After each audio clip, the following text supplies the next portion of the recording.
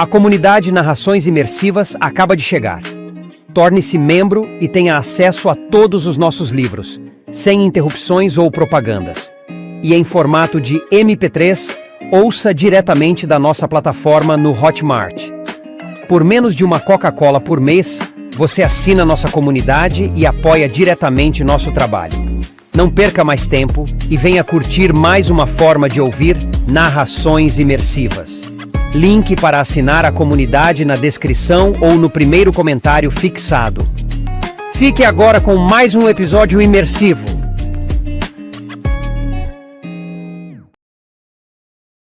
Percy Jackson e os Olimpianos. Escrito por Rick Riordan. Livro 4, A Batalha do Labirinto. Narração, Danilo Oliveira. Capítulo 17. O Deus Perdido fala. Corremos até ficar exaustos. Rachel nos desviava de armadilhas, mas não tínhamos destino algum em mente. Só queríamos ir para longe da montanha escura e do rugido de Cronos. Paramos em um túnel de pedra branca molhada que parecia parte de uma caverna natural. Eu não conseguia ouvir nada nos seguindo, porém, não me sentia nada seguro. Ainda podia me lembrar daqueles olhos dourados, sobrenaturais no rosto de Luke e da sensação de que meus membros estavam lentamente se transformando em pedra. Não consigo dar nem mais um passo, arquejou Rachel, com as mãos no peito. Annabeth chorara todo o tempo enquanto corria. Então, ela desabou e pôs a cabeça entre os joelhos. Seus soluços ecoavam no túnel. Nico e eu nos sentamos lado a lado. Ele colocou a espada perto da minha e respirou fundo, trêmulo. Foi uma droga, ele disse, e eu pensei que aquilo resumia muito bem os acontecimentos. Você salvou nossa vida, eu disse. Nico limpou a poeira do rosto. Culpe as garotas por me arrastarem até lá com elas. Foi o único ponto em que conseguiram concordar. Precisávamos ajudar você ou estragaria tudo. Que bom que elas confiam tanto em mim.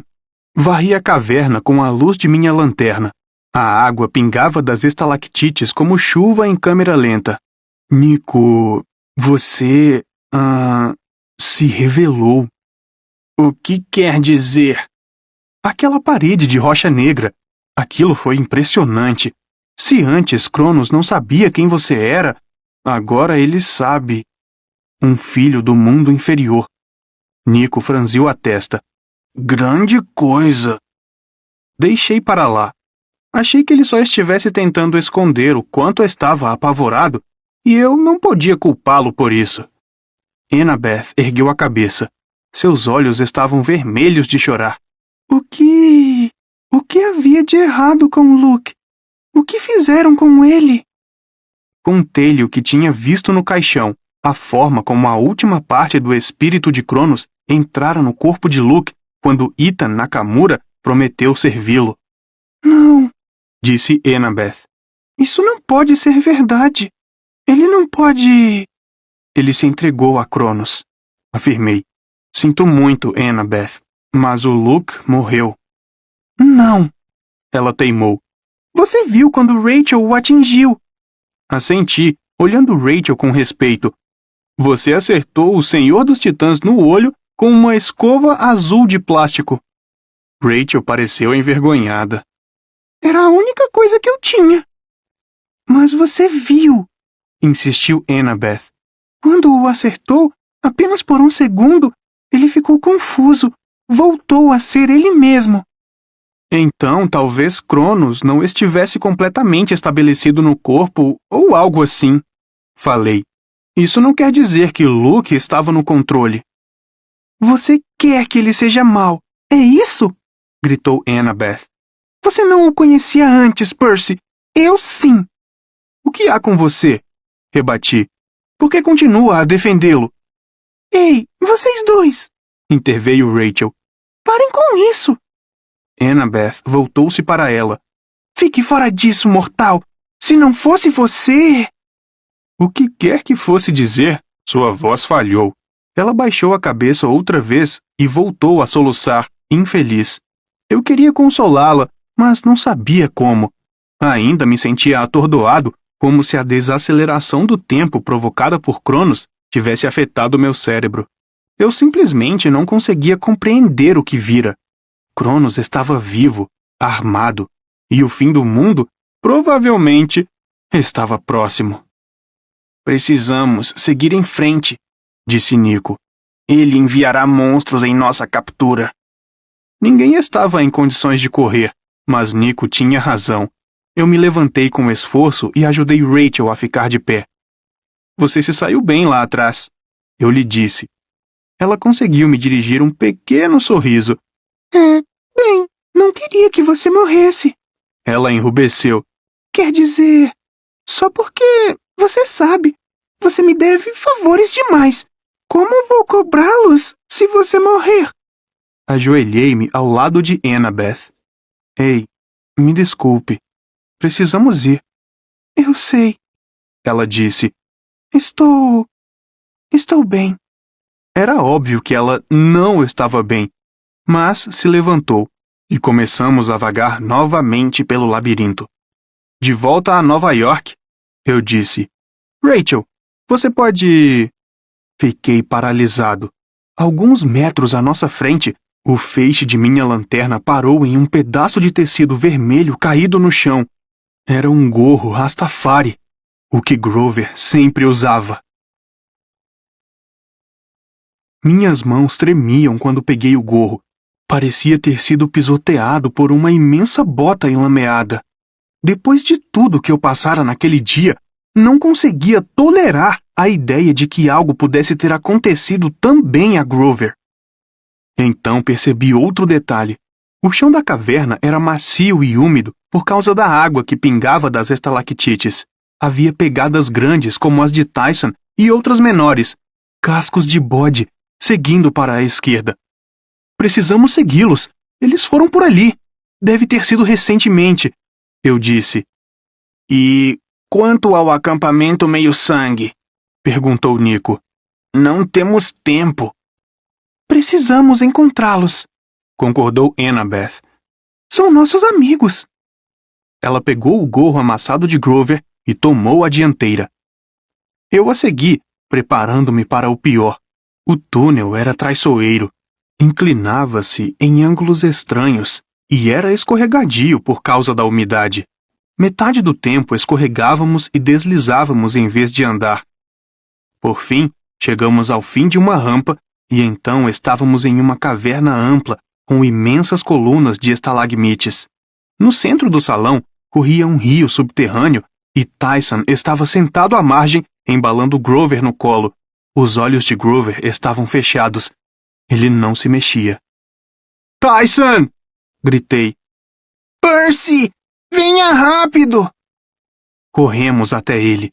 Grover não estava morto, graças aos deuses, mas todo o corpo dele tremia, como se estivesse morrendo de frio. O que aconteceu? Perguntei. Tantas coisas! Murmurou Tyson. Uma cobra enorme, cães enormes, homens com espadas. Mas então, nós nos aproximamos daqui.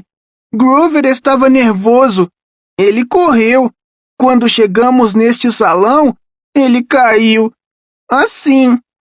Ele disse alguma palavra? Perguntei. Disse... Estamos perto. Então bateu a cabeça nas pedras. Ajoelhei-me ao lado dele. A única vez em que vira Grover desmaiar fora no Novo México, quando sentiu a presença de Pan. Corri o facho da lanterna pela caverna. As pedras cintilavam. Na extremidade oposta, via-se a entrada de outro salão, ladeada por gigantescas colunas de cristal que pareciam diamantes. E além daquela entrada... Grover! Chamei. Acorde! Annabeth também se ajoelhou ao lado dele e jogou um pouco da água gelada do rio em seu rosto. Opa! Suas pálpebras tremularam. Percy? Annabeth? Onde? Está tudo bem, eu disse. Você desmaiou. A presença foi forte demais para você. Eu lembro. Pan! Sim, algo muito poderoso está logo depois daquela passagem. Eu disse. Fiz apresentações rápidas, pois Tyson e Grover não conheciam Rachel. Tyson disse a Rachel que ela era bonita, o que fez as narinas de Annabeth tremerem, como se ela fosse cuspir fogo. Bem, venha, Grover. Apoie-se em mim, eu disse. Annabeth e eu o ajudamos a se erguer, e juntos atravessamos o rio subterrâneo. A corrente era forte. A água chegava até nossa cintura. Disse a mim mesmo que permanecesse seco, o que era uma habilidade muito útil, mas isso não ajudou os outros, e eu ainda podia sentir o frio, como se andasse em meio a uma rajada de vento e neve. Creio que estamos nas cavernas Carlsbad, disse Annabeth, rangendo os dentes. Talvez uma parte inexplorada. Como você sabe? Carlsbad fica no Novo México, ela respondeu. Isso explicaria o último inverno. Assenti. O desmaio de Grover acontecera quando passávamos pelo Novo México. Lá ele se sentira mais perto do poder de Pan. Saímos da água e continuamos andando. À medida que os pilares de cristal se avultavam, comecei a sentir o poder que emanava do salão ao lado. Eu estivera na presença de deuses antes, mas ali era diferente. Minha pele formigava com energia viva. Meu cansaço se dissipou, como se eu acabasse de acordar de uma boa noite de sono.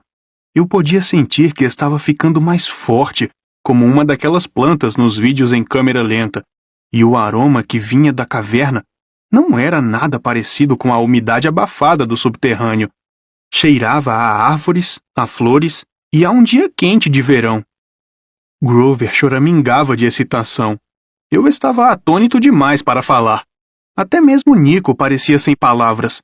Entramos na caverna e Rachel disse: Ah! Uau!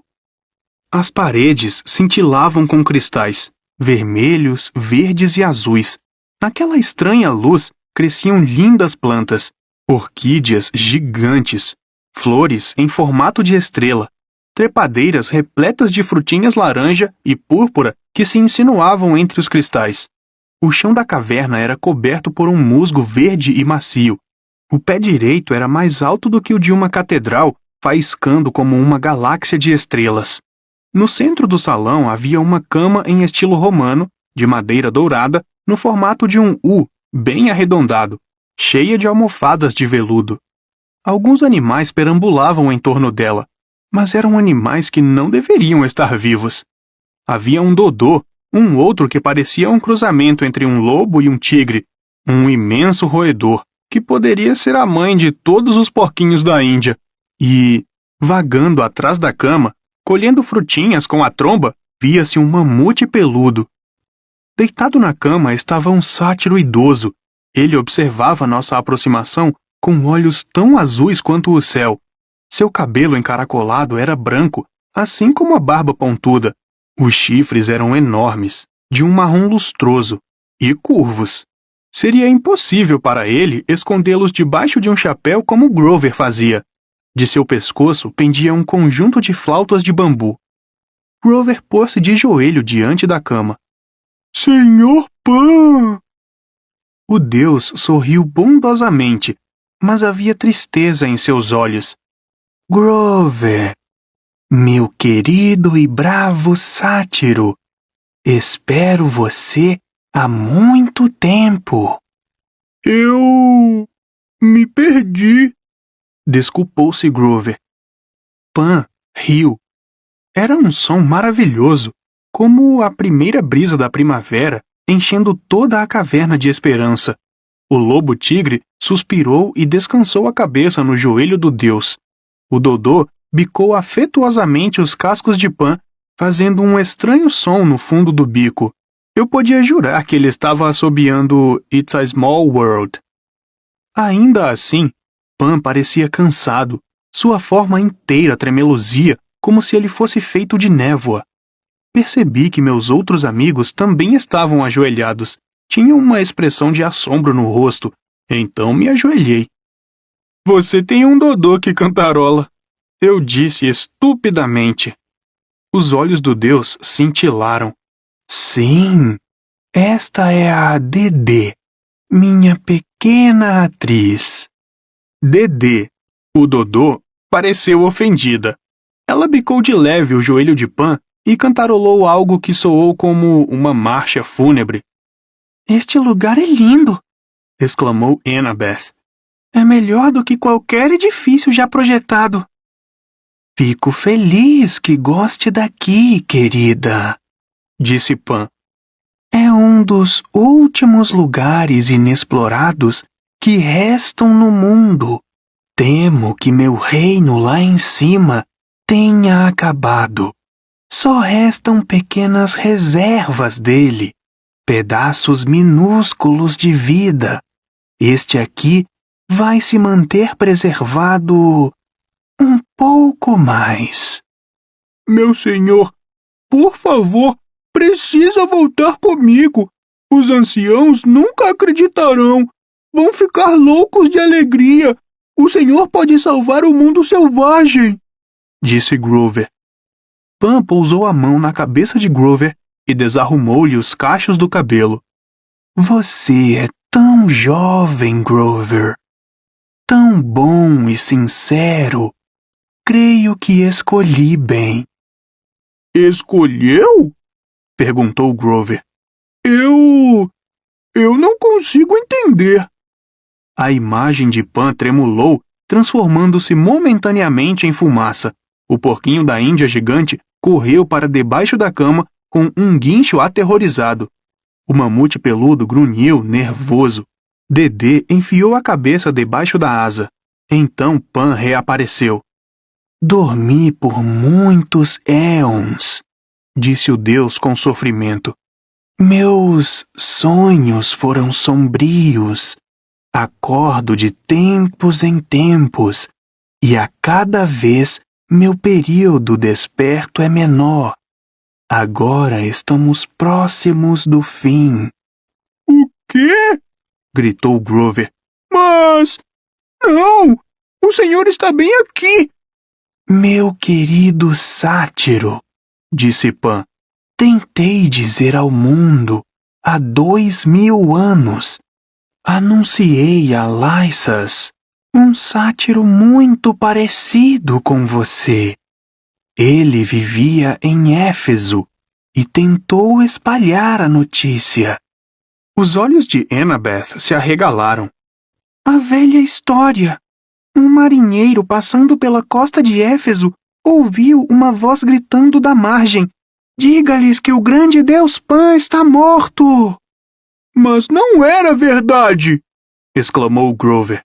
Sua espécie nunca acreditou, disse Pan. Vocês, doces e teimosos sátiros, recusaram-se a aceitar minha morte, e eu os amo por isso. Mas vocês só retardaram o inevitável. Vocês apenas estenderam minha longa e dolorosa passagem, meu sombrio sono crepuscular.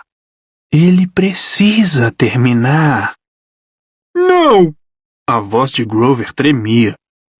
Querido Grover, você precisa aceitar a verdade. Seu companheiro Nico, ele compreende, disse Pan. Nico assentiu lentamente. Ele está morrendo. Deveria ter morrido há muito tempo. Isto aqui é mais como uma lembrança. Mas os deuses não podem morrer, disse Grover. Eles podem desaparecer aos poucos, afirmou Pan. Quando tudo o que representam tiver deixado de existir, quando seu poder se esvai e seus locais sagrados sucumbem. O mundo selvagem, meu querido Grover, está tão pequeno agora, tão destruído, que nenhum Deus pode salvá-lo. Meu reino acabou. É por isso que preciso que você leve uma mensagem. Você deve voltar ao conselho. Deve dizer aos sátiros, às dríades e aos outros espíritos da natureza que o grande deus Pan está morto. Conte a eles sobre minha morte, porque eles precisam parar de esperar que eu os salve. Eu não posso. A salvação tem de partir de cada um. Todos vocês precisam... Ele parou e franziu a testa para o Dodô, que voltara a cantarolar. Dedê, o que está fazendo? Perguntou Pan. Está cantando Kumbaya outra vez? Dedê ergueu a cabeça inocentemente e piscou os olhos amarelos. Pan suspirou. São todos uns cínicos. Mas, como eu ia dizendo, meu querido Grover, cada um de vocês deve aceitar meu chamado. Mas... não! Choramingou Grover. Seja forte, disse Pan. Você me encontrou e agora precisa me libertar. Tem de levar adiante meu espírito. Ele não pode mais ser carregado por um deus. Deve ser assumido por todos vocês. Pan olhou-me diretamente com seus olhos azul claros e percebi que ele não estava falando apenas dos sátiros. Referia-se também aos meios-sangues e aos humanos. Todos. Percy Jackson, disse o deus. Sei o que você viu hoje. Conheço suas dúvidas, mas eu lhe dou esta notícia. Quando chegar a hora, você não será dominado pelo medo. Voltou-se para Annabeth.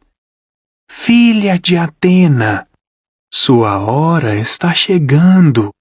Você terá um papel muito importante, embora talvez não seja o que você imaginou.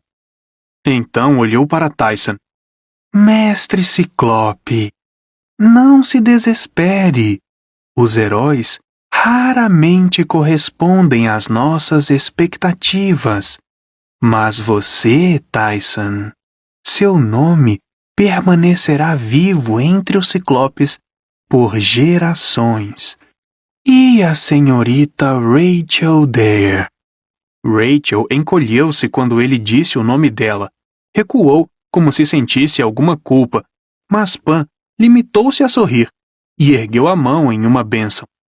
Sei que acredita que a compensação não é possível, ele disse. Mas você é tão importante quanto seu pai. A voz de Rachel falhou. Uma lágrima escorreu por seu rosto. Sei que não acredita nisso agora, continuou Pan. Mas espere as oportunidades. Elas virão. Finalmente, ele se voltou para Grover. Meu querido sátiro, disse gentilmente, levará a minha mensagem? Eu não posso. Você pode sim, disse Pan. É o mais forte e o mais corajoso. Seu coração é sincero.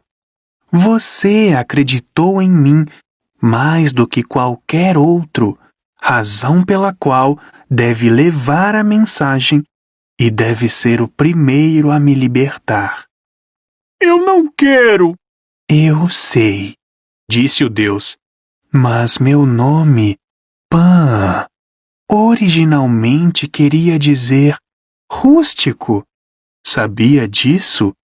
Com o correr dos anos, porém, passou a significar todos. O espírito do mundo selvagem deve passar para Todos vocês agora precisam dizer a todos que encontrarem, se quiserem achar Pan, aceitem o espírito de Pan. Reconstruam o mundo selvagem, um pouco de cada vez, cada um em seu canto do globo. Não podem esperar que ninguém mais, nem mesmo um Deus, faça isso por vocês. Grover enxugou os olhos. Então, lentamente, pôs-se de pé. Passei a vida toda procurando o Senhor. Agora, eu o liberto. Pan sorriu. Obrigado, querido sátiro. Minha bênção final. Ele fechou os olhos, e o Deus se dissolveu. Uma névoa branca dividiu-se em feixes de energia, mas de um tipo que não era assustador como o poder azul que eu vira emanar de Cronos. Aquilo preencheu a caverna. Uma espiral enevoada me invadiu pela boca. Invadiu também Grover e os outros, mas acho que Grover recebeu uma quantidade um pouco maior. Os cristais tornaram-se turvos. Os animais nos lançaram um olhar triste. Dedê, o Dodô, suspirou. Então, todos ficaram cinzentos e desfizeram-se em pó. As trepadeiras murcharam. Então estávamos sozinhos em uma caverna escura com uma cama vazia. Liguei minha lanterna. Grover respirou fundo. Você está bem? Perguntei. Ele parecia mais velho e mais triste. Pegou o gorro das mãos de Annabeth, limpou a lama e o enfiou com firmeza na cabeça coberta de cachos. Precisamos ir agora e contar a eles, ele disse. O grande Deus Pan está morto.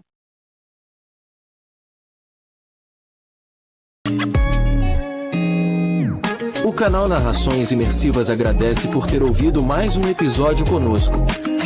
Acompanhe nossa página no Instagram e fique por dentro de todas as novidades do canal. E se você vê valor nesse projeto, considere apoiá-lo. Faça parte da nossa comunidade no Hotmart. Até a próxima com mais uma narração imersiva.